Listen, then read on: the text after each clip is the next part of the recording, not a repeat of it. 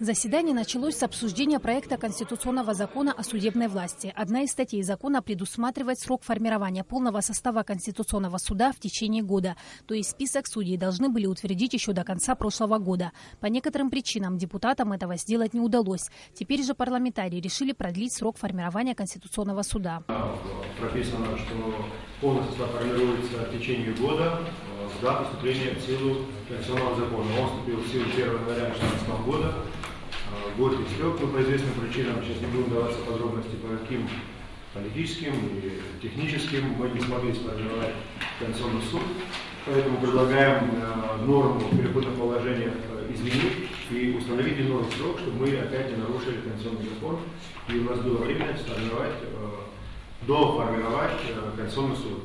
Мы предлагаем этот срок установить не позднее 1 июня. В итоге проект был принят во втором окончательном чтении. Теперь в срок до 1 июня Народное собрание должно утвердить полный состав Конституционного суда Абхазии. Согласно соглашению, заключенному между блоком оппозиционных сил и руководством страны, до этого времени оппозиция должна представить своих кандидатов. Далее депутаты приступили к рассмотрению кадровых вопросов. Путем тайного голосования Нури Таня был избран судьей Конституционного суда. Из присутствовавших 27 депутатов за высказались 24. На этом же заседании Нури Таня был освобожден от должности генерального прокурора республики. Были свои процессы, это было нужно делать, и поэтому сегодня я буду рядом с вами. Все, что я мог, сделал. Может быть, еще другие планы были у меня немножко по линии прокурорской деятельности. За тот короткий период все сделать невозможно, все прекрасно понимаете. Для того, чтобы мы все на благо народа работали и на благо закона. Там много вопросов, много институтов нашей власти в государстве, поэтому будем учиться этому и принимать правильные решения. Таким образом, избраны уже 3 судей Конституционного суда. Согласно законодательству Абхазии, Конституционный суд уже может приступать к работе.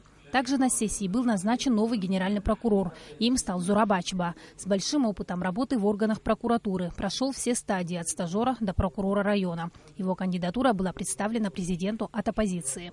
При исполнении своих обязанностей я должен руководствоваться и обязан руководствоваться только законом. Что касается и оппозиции, и власти, мы единый народ, главенство закона должно быть превыше всего. Верховенство закона во всех его проявлениях и областях.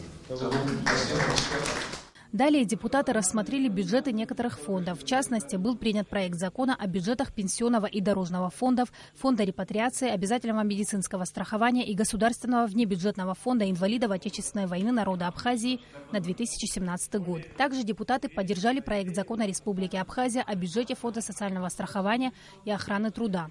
Председатель фонда Амиран Какали рассказал, как формируется бюджет и куда направляются средства. Доходная часть бюджета на 2017 год составляет больше 116 миллионов рублей. Ко второму полугодию в планах фонда увеличить пособие по уходу за ребенком до 3000 рублей для работающих родителей. Мы будем смотреть, какие у нас резервы, что мы можем сделать.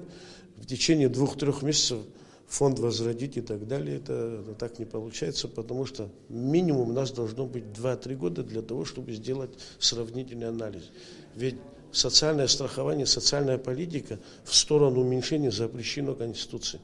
То есть мы только будем увеличивать ставки. Парламент освободил от занимаемых должностей членов Центральной избирательной комиссии Гудису Агарба от оппозиции Александра Чингеля от Курчалского района по собственному желанию. Вместо Чингеля членом Центра избиркома избрана Анжелика Дарчан. Депутаты внесли изменения и в некоторые законодательные акты в области охраны государственной границы республики.